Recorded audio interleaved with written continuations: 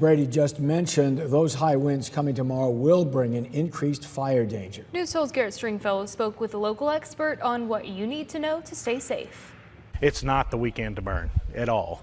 Even if you think it's just going to be a small fire or whatever, it's not the weekend to burn. Mixed dry conditions with high wind speeds, and what do you get? Captain Landon Lindsay with Denison Fire says it's a recipe for disaster. You may have a small fire that starts out, but you catch a gust of wind and it blows it.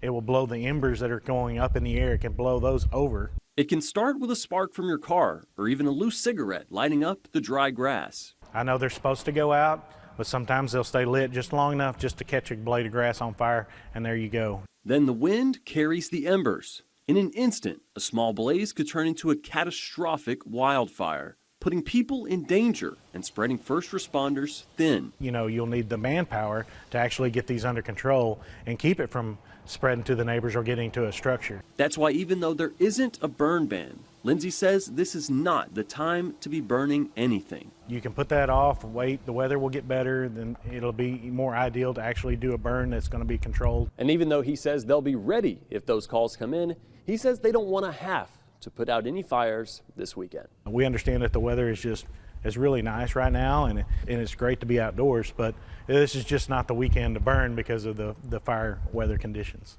In Denison, Garrett Stringfellow, News 12.